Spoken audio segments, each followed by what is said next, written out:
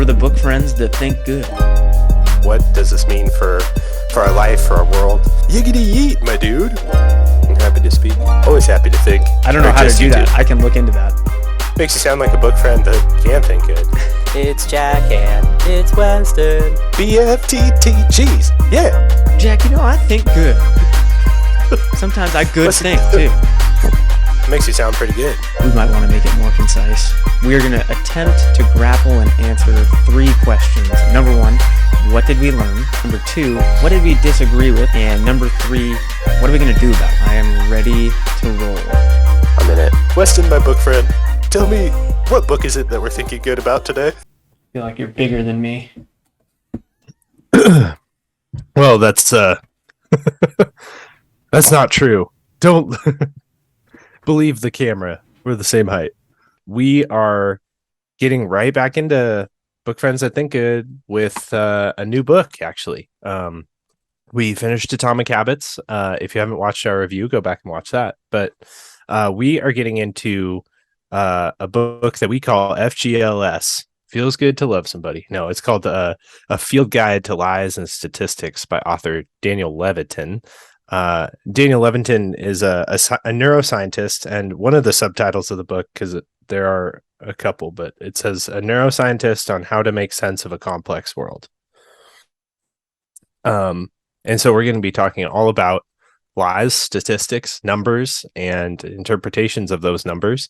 Weston, any notes about the book up top? I just wanted to say, like, this is Jack's recommendation, and I was really excited to read it too. I hadn't heard of it before. Jack was like, we should try this one, and I was like, yeah, it sounds great. So if it's great, it was Jack's pick. If it sucks, it was Jack's pick. All right. If it's a stinker, remember me. But I'm very excited. I'm very excited to read it, and I think it'll have some good takeaways that I might be able to use in my career. I think it's a helpful book for book friends who are hoping to think good, because the dedication of the book says, to Sherry, whose inquisitive mind made me a better thinker. So here's hoping, book friends, that this book will make you think gooder. Think gooder. You like that one, Weston? Yeah, love it. So today we're going to go over the introduction of the book and the first chapter, chapter 1, plausibility. So in the introduction, it's called Thinking Critically. It's a pretty brief introduction. It's only 3 pages. And basically, he's just talking about, why it's important that we think critically about our sources. And I don't know. It seemed very obvious to me. So I don't know, Jack, you're pretty good at the summaries. Do you want to give us quick bullet points of the intro? Yeah, absolutely. So in the introduction, Levitin basically points out, he basically makes the case for why this book is important. And I think it's a really good case. Basically, it's the book is broken up into 2 sections, looking at numbers and looking at words, and considering how numbers are misleading and why, or can be misleading and why, and then words and why words can be misleading and why, and how we can better approach both numbers and words to assess whether those things are accurate and factual, or whether they're potentially either misinformed or dubious, intentionally wrong. And one of the cases that he makes at the very beginning, and a fact that he highlights that I think just undergirds the importance of this book, is a quote on page X, between X and XI, which says, we've created more human-made information in the last 5 years than in all of human history before them. Essentially making the case that because of the internet, because of social media, because of lacks of checks and balances on information, misinformation is broadly applicable, or it's broadly available. So he kind of makes the case like now more than ever, this is an important topic. And I would agree with that. Well, and that was the last 5 years as of 2016. So I'm sure in the last 6 years too, we've gotten. I'm sure it's gone up exponentially even more. Yeah. Yeah, absolutely. That's a really good point. I mean, since 2016, and probably with the pandemic, especially just with all the amount of writing, blogging. I mean, look at us recording a podcast, right? Yep. Who says that what we say is factual, right? There's human thinking. One of the things that he says about statistics is that statistics. Well, actually, this is getting into chapter 1, which we might as well do because the introduction is so short. I had one thing. I definitely took notes on the introduction, but I thought you would appreciate well, let's this. hear. So sometimes this is something that I have to fact check myself on. For those of you that don't know, which is most of you, I have a tendency to sometimes, anyway, read things completely wrong. So like there was this one time, Jack and I were like in a mall, and we went to GameStop because we were young college gamers, and there's a new game coming out, and I looked at Jack and I was like, Jack, dude, what does this even mean? What is Dishonored? And Jack looks at me stunned and goes, dude, that says Dishonored. And I was like, and I looked at it again, I was like, oh, that's Dishonored, right? And I had a certified Dishonored or Dishonored moment here. Yeah. When he said info literacy, I literally spent like 2 minutes looking at that, being like, what is infoliraturacy? Infoliraturacy? What is that? Dude, and then it clicked, and I was like, oh my God. I'm so glad you brought up that specific word because I Googled it. Yeah. I was like, what is infoliatur? Because that was something I learned in college, right? You come across words you don't know, you Google it. Yeah, exactly. And I looked at it and like, I was like, oh, as I was typing it, I was like, info literacy. Oh. Info literacy. That's hilarious that we both had that moment. All right. Well, that's cool. New word, everyone. Info literacy. Yeah. No, that is so true, Weston. And here's something. I am also prone to this, and I think I'm prone both to potentially like saying things that are misleading, but also prone to being misunderstood for this reason. I, in my speech, use a lot of hyperbole, like just kind of naturally, and sometimes it comes across as very genuine. And sometimes, like, I think I kind of picked this up from one of our mutual friends who uses a lot of superlatives, right? Like extremes. We spend so much time together that, I kind of do that too a little bit. Like we just like feed off. Who you're talking about. Yeah, we feed off of that, like enthusiasm for something like, oh, this is great. Oh, this is terrible, right? When really, like most things are in the middle. Yeah. But I tend to speak that way. Never ask Jack for a movie review because every movie is the best movie ever made. That's just like, oh, it's great. Yeah. The other thing though is like if something is genuinely bad, like if something is in the middle, I won't give you an honest review. I'll tell you it's good. Yeah. But if something is like unwatchable, you can trust that. Like I'll be like, oh yeah, you don't watch that. Right. See, that's funny because I feel like I'm kind of the opposite where I'm too harsh a lot of times, too harsh of a critic. Yeah. But I think that that's an area where I can fall prey to this a little bit, which is like, like the other day, here was a really good example. I was talking about our new house that we're building, and we have tall ceilings. We have vaulted ceilings. And I said offhandedly to a friend, yeah, the ceilings are like 40 feet high. And that's obviously not true, right? Like that would be, I'm 6 feet tall. You would hope it would obviously not be true. Yeah. Yeah. Right. Like I'm 6 feet tall, right? So round up a couple of feet, and that's 8 feet. It'd have to be like 5 times my height plus 1 probably. So, right. That's, just doing quick mental math. That would be 36. right? Which would be so 5 times my height is going to be a very tall expanse, right? And no house has ceilings that are 40 feet high unless you live in like the Skywalker Ranch or some crazy, Yeah, exactly. I don't know, Not some many. crazy, yeah, right. Like a warehouse is maybe 40 feet tall. Okay, Yeah, maybe. yeah, maybe, probably not even. I don't know. And You heard it here first, my- folks. Facts. We're spitting facts. yeah, but this is why None of this is statistics researched. We're just spinning. we're Spinning intro BS. Did you Yeah, but this disagree, is- dude? Did you disagree with anything in this intro? I know it was really short. Let's see. I guess maybe he does say that basically the book is in 3 sections. First section is talking about numbers. Second section talking about words. Third section is talking about how we know the difference or the importance, which is the scientific method.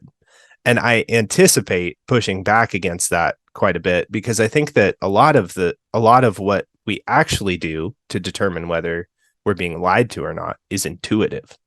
I think that you can get like a really strong gut feel and you can't discount emotions as a factor of your interpretation. And I hope he'll talk about that. And I assume that he will, but that was something that I was maybe anticipating some pushback in.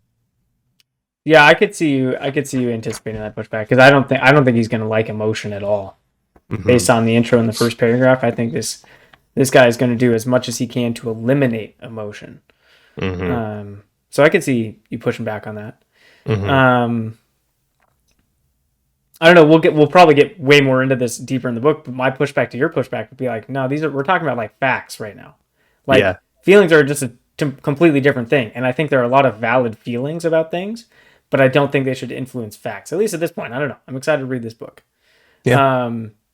What are you going to do about it? Basically, the only thing I said I hoped after reading the intro is like, I hope there are some lessons in this book that I can take into my classroom and help my like 11 and 12-year-olds sift through the insane amount of information that they're barraged with every day. So I'm hoping I can get some tips and some practical applications of like how to help young people do this too. But we'll see. Yeah. What about you? Yeah. I think despite its brevity, these few pages in this introduction, it really sold me on the book. It got me interested and intrigued about reading more. And I think just engaging with this question of, am I thinking critically in the midst of a world that is wrought with misinformation and with overblown statistics and narratives and interpretations? I think this is a really important thing for people to at least think about. So I hope that by, going through this book, we can maybe help people with their thinking and learn new ways to assess what we're thinking and how we approach problems that we face every day. So I would just say that this kind of got me excited to think more critically about thinking critically. Yeah, I agree. Yeah. All right. So part 1 of the book is evaluating numbers, like Jack has referenced a few times. And it starts with a quote from Mark Twain, which I love. It ain't what you don't know that gets you in trouble. It's what you know for sure that just ain't so. Yeah, I like that quote a lot. I love that because there are a lot of like stats and or beliefs that we hold maybe based on an incomplete perception of things, right? Yeah. And it's when you're really sure and convicted about something, that's what gets you in trouble, right? It's much easier to be like, I don't really know for sure, and lay back and observe and then see what happens, right? But if you're like for sure about one thing, dive into it and you're wrong, that's when you get into trouble with stuff. Well, how many times does this happen? Especially since the internet, right? Like where you'll be talking with somebody and you passionately come across information that you have understood from bias for a long time, like the pronunciation of a word, right? Oh, yeah. Like you come across something and you're like, what? What are you saying? It's not that. It's this. And 2 people argue it, passionately enter that argument. No, you say it like this. And then you have to Google it and listen, like, see, they're saying this. And the reality is sometimes those things are easily checkable and sometimes they're not. So I think that I think it is important to consider plausibility. Yeah. And I love assessing that that stuff. argument too, because I've run into that, whatever, how many times as well. And in my experience, a lot of those times, like more than half, again, another baseless statistic I'm going to throw out there. Right. It's like, the word is acceptable both ways. Right. Yeah. Yeah. It's if like, it's oh, we were if both it's right. pronunciation, oftentimes this happens between my wife and I a lot. It's grammatical stuff, like using prepositions, for instance. Like my like she says underneath of a lot, and I'm like, honey, I don't think you should say that. I think it's just Like, you're just like, you don't need to say of, yeah, honey. exactly. Think of the efficiency, hun. You could save 0.1 seconds every sentence that you say of. This Underneath will shorten 0.12% of your writing. Oh, that's Yeah. funny. Yeah, like colloquialisms like that are really tough. And Mm-hmm. the cadences are tough to follow too, with like foreign languages, dude. Yeah. Like talking with people that English is not their first language, which I have a lot of experience with right now. Mm-hmm. Like trying to pick up on the cadence of that language it's kind of hard to ride that wave sometimes. Mm-hmm. That's true. Yeah, that's very true. Another interesting thing. Yeah, I have a lot of friends who are well, actually, here's an example of plausibility. The other night, I was playing board games with some friends, and they all speak English as a second language, speak Russian as their first language. And at one point, something happened that was like dramatic, and a guy said, "Oh, that's really empathic," and or that was empathic, and he was like, "Wait, no." And everybody was like trying to think of the word, and the other people around the table were like, I don't know. And I was like, oh, emphatic. Is that what you meant? And he's like, yeah. And the reason that worked is I had to think about like, well, okay, empathic. Like, what could he be talking about? He could be talking about like, connecting or empathy, right? It could be like emphasis, like where is he going? Like, what was he trying to say? And reasonably, like what just happened was dramatic. So I was like, oh, the reasonable conclusion is that he's trying to say something like dramatic. Emphatic would make sense there. Right. So, yeah, it's so true. Like there are little nuances that we, like how many times a day do you hear something and you're just like, like I don't know if that's quite right. Or one that gets me a lot, which I will die on this hill. No, but when I hear people say "picture" for a picture, Yeah, that really grinds my gears, man. yeah. Don't say "pitcher." You're not going to bring me a bunch of drinks in a pitcher. You're talking about a picture. But yeah, plausibility. Chapter 1 is plausibility. Yeah. So and just basically, kind of giving us reasonableness, right? Like that's what we're supposed to explore. And I love his first examples too. Like instantly, I was like, "Well, dude, that makes no sense." Like the marijuana example. In 35 years, the number of marijuana smokers has doubled every year. It's like that doesn't make any sense at all. Like if you know anything about like that kind of numbers, right? Which it should be most of us, hopefully. But yeah, basically from chapter 1, what did I learn? I said nothing. I didn't learn anything, but there's some good reminders, and it felt good to read this because, like we talked about with Atomic Habits, I've been breaking stuff down like this for reasonableness for so long. Like I've been doing it for so long, breaking things down to like their base unit so I can see if it actually makes sense or what's feasible. What could I actually accomplish, right? Yeah. So it was good for me to just be like, yeah, okay, yeah. I've been practicing this basically my entire life now, and it's a good thing to do. Just to check just personal things like, can I actually get this done today? Or can I get this done this week or this month? Like breaking every little thing down. But so I that was what I learned. What did you gain from this chapter? What did you learn from this chapter? Well, I would say this, considering plausibility, he says that there are basically 3 easy checks that you can make. And, or or kind of like three errors that happen with numbers. I think he just puts it really elegantly in the first page of this chapter, why statistics are misleading, because they're collected by people. And people have interpretations, and statistics aren't numbers. That's a really important distinction between of what we're talking about. Statistics aren't numbers. Statistics are interpretations of numbers. And that's a really important concept. And I remember talking about that when I took statistics in college, but it's good to like remember that fact and come back to it. Like statistics are manipulation of data, not data. Yeah. So I just like these three errors that he points out on page 3, how numbers are collected, how they're interpreted, and how they're presented graphically. So you can, potentially look at a claim and gauge it from those three different you can approach it from those three different questions to say, well, is this a plausible conclusion? Considering how numbers are collected, or like what the source is, how they're interpreted by whoever's speaking, and how they're presented. Because this happens a lot. Like I use Mint to manage my personal finances, and I notice like graphical representations on Mint are really terrible because like this year, for instance, Lindsay and I sold a house, right? So if I'm looking at our cash flow, it looks totally whack on a bar graph, because one month we got like,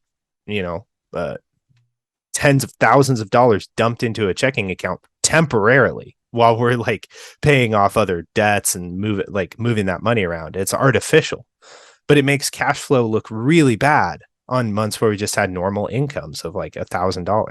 So like if you're looking at data that should be presented a different way, in a way that isn't helpful for how it's presented, that might be something to consider. Is like, well, what if I just change the way that this is presented? And this is something that we drilled a lot in science when I was a student. We would look at graphs, and we would in one of my classes, my animal physiology class in college, we had to read a lot of scientific data. And one of the things that our professor would do is he would take the same data and he would put it in different graphical formats. And he would ask us like, which of these is the best way to present this data, the most like accurate way to present this data. And I thought that that's a really good question, because you can present data all kinds of ways, but like how it's presented matters. It really affects what you think about the numbers. It's one of the hardest things for me to get my 6th graders to understand. Yeah. It was like, it's not a huge part of our math curriculum. But man, it is tough for them to choose what is right, because they just want, just like we see with the example at the end here with the pie chart, like Fox News, like they just want something that looks good. Like they don't care about what's actually like accurate in the graphical representation, and they love, like they're just like, pie charts are sweet, or like they just learned how to make pie charts. So they're like, oh, I want to make everything a pie chart because I just learned how to do that, and it's cool. Yeah, and it's like, okay, that doesn't work for everything, right? That it's tough. It's tough for them to get that too. And I mean, it's clearly based on this book, it's tough for adults too. So I remember when I first started using Excel at work when I was in an operations role. I would sometimes present data to like my boss or like groups of people, and I would click through all of the charts on whether it be PowerPoint or Excel, but usually in Excel, I would click through different types of charts to look at how I can present the data in ways that makes it look pretty and interesting. And I always wanted to use a box and whisker plot. So I would like try to figure out excuses to do so, because I was like, I don't know, this is just kind of like a fun chart. It's like my least favorite one. And it's funny you mentioned that, because that's like one that they're first introduced to too. And I have to teach box and whisker plots, and I hate it. Yeah. Yeah. But I was like, oh, what an interesting way to present data. I wonder when I can use this. And the answer is like, not very often. Yeah, not very often at all. It's like hardly useful. Yeah. Oh, that's hilarious, dude. Yeah. But I mean, you run up against those thoughts. Like it makes you realize how human statistics are.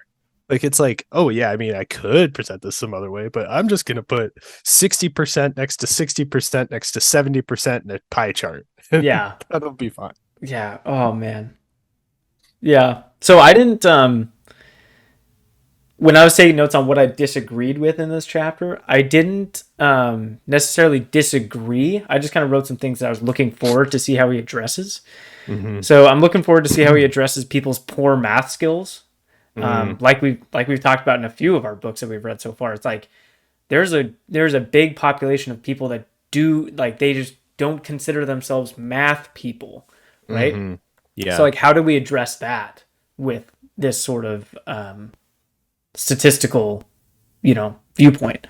How do we address people's poor math skills? How do we address people's self identities with that? Mm-hmm.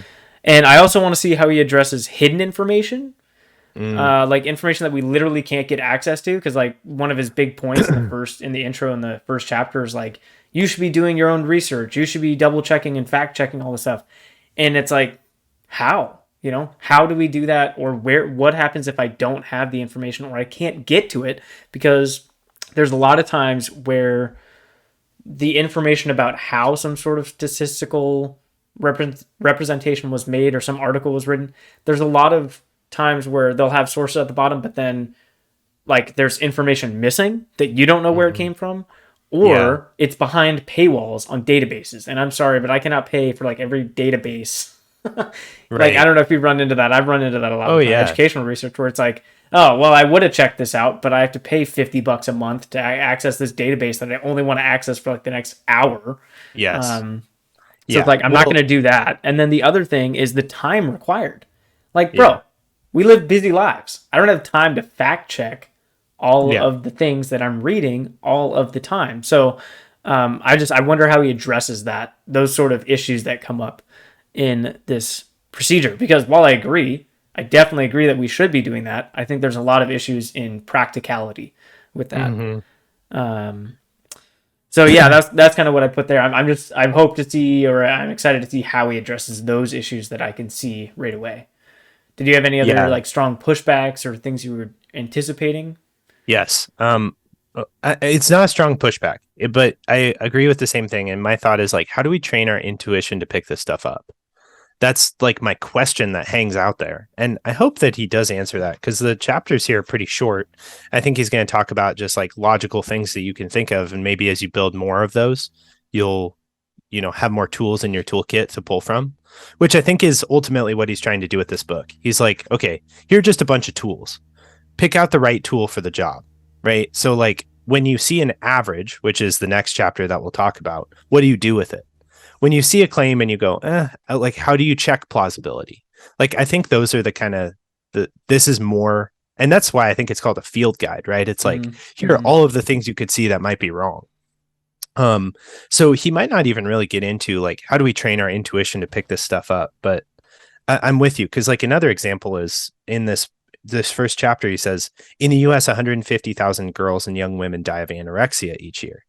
But the total number of women who die 25 to 45 is only 55,000. So it's like 3 times higher than the total of all who died in that age group in a single year is attributed to anorexia in this statistic, which is like, it was way off. It's not even close to possible. It's implausible. But the reality is, if I heard this on the news or saw it on like a banner or something, I wouldn't even blink an eye at it. Right. I would just think, oh, 150,000 people die of anorexia, young women and girls. Like, how can we train our intuition to pick this stuff up? And Knowing how ask. bad our minds are with large numbers. Mhm. Like it's basically once you get past like 1,000, it's Yeah, like it's just like, oh, that's a super big number. difficult for humans to rationalize or Yeah. estimate.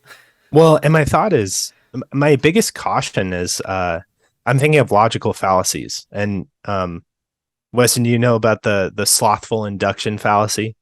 Remind me. So slothful induction fallacy says that like, if there is enough information presented, right, you should just make the conclusion. Like, hurry up and come to the conclusion, right? There's a huge burden of evidence out there. You know what you should think, right? And I think that because of the rate at which information comes at us, we don't realize how much of a burden of evidence there is that we're being misled by things like certain news outlets or articles or bloggers or speakers. And we just like kind of lump in like, oh yeah, well, they kind of made a mistake here, but like most of the things they say are good, right? And we just assume that when the reality could be the exact opposite. Like, no, there's an inordinate amount of errors here. And like, it should be enough to say, don't watch that or don't listen to that person. Yeah. And I think that that's a caution that we can run into with having, poor intuition about plausibility. We can just go like, oh, yeah, no, it's fine. I mean, that's kind of weird, but I don't have time to check it. Right. That's kind of weird too. Whatever. This guy's still fine. Yep. So what are you going to do about it, dude? What are you going to do about it so far? I'm just going to keep my eyes open. I think that that's the number one thing. And I'd be asking myself as I look at numbers, particularly statistics, when walking by a TV screen, whether it's out in public or, whatever, and I see a number, I'm going to ask myself, is that plausible? I'm just going to start like asking that question and see sort of what it leads to in my thinking, over the course of the next week or so. To say like, is that a plausible thing to think? And also as I say stuff, I'm going to try to catch myself on that. I'm going to ask like, oh, I'm about to say this. Is that plausible? Yeah. And good. be mindful of like how things are presented. That's another thing that I've been thinking about, like the hyperbole thing. Like I said that I said that the ceilings in my office in my new house will be 40 feet tall to my friend. And I presented it in such a way that he thought I was serious. Now I was just being flippant, but it did make me think like, oh, I mean, obviously I was exaggerating there. You got to add some sort of, bit or something at the end. Like, yeah. and then people will know you're kidding, dude. Yeah. Yeah. I don't think I could take you serious after you hit myself did with that. a frying pan. Yeah. Or like a very obvious. Yeah. Had some sort of idiot. What is it called? A spit take. Idiosyncrasy? Is that the right word? Yeah. The ceilings are 40 feet tall. Everything's just a freaking sitcom. Yeah. You look at some camera breaking some fourth wall that doesn't exist. Your friend's like, where are you looking? As for me, I said the same thing, like keep this in mind and continue to hammer home reasonableness in my math lessons. That's something that I make them do on every single like word problem we do, which is usually at least 2 or 3 a day, where we go back and we always check. It's part of this little diagram I have, this little scaffold where it's like, does that make sense? Does that make sense? Because as a kid, right, going through school, there's a lot of times where you'll get the end and they'll say stuff like, yeah, 40. And I'll be like, okay, so we just asked a question about how many bananas you could buy with like $2. You sure? Like go back and like check the place values and stuff. But yeah, just hammering home reasonableness when working with numbers as well as this school year starts. That's my big takeaway so far, but I'm excited. So next time, chapter 2, like Jack referenced, is going to be about fun with averages. How can we be mean? Bye for this time, guys. Thank you for joining us, book friends. Next week on the BFTTG pod, Jack and Weston, they're thinking good some more with you, our book friends. Check out the show notes or the description, comment section for a link to the book and any articles that we talk about in the show. Bye-bye, book friends. Bye for this time, guys. Do a good thing today. I love you. Love you too, dude.